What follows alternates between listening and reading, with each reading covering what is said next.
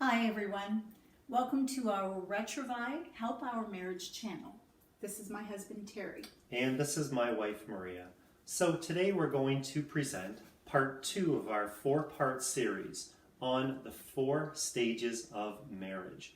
So just to recap, last week we talked about the romance stage. And we like to refer to this as the honeymoon stage, where everything is happy and everything is kept really, really light. So today we move on to stage 2, which is the disillusionment stage.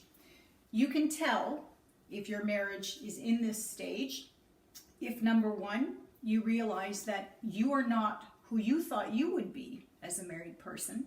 Number 2, that your spouse is not who you thought they would be. And number 3, your marriage is not what you thought it would be. Yeah, this is a common occurrence in marriages. So the exact things that in the beginning attract you to your spouse actually turns out later on it can turn you off and annoy you quite a bit as time passes by.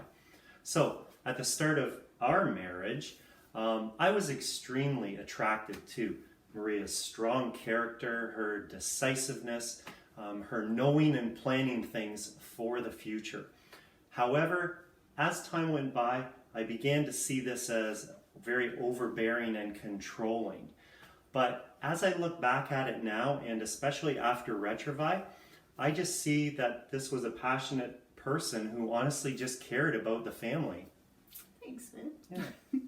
And actually what I was attracted to with Terry in the beginning was his gentle and kind manner. And honestly, people, what you see is what you get. As the years passed, I mean, he was always happy and smiling. And here we were raising kids and paying bills and working. And I started to wish that Terry would speak up more, maybe take the lead more, and maybe be more of our advocate, especially in some of those unpleasant tasks. For instance, disciplining the kids. I hated being the heavy all the time. And number 2, one of the other big things that came to mind was through the years, some of the contractors we dealt with home renos. Ooh, I wished he would take the lead on, straightening some of that stuff out, which, wasn't so pleasant after all.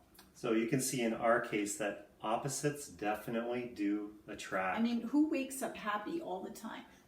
This guy.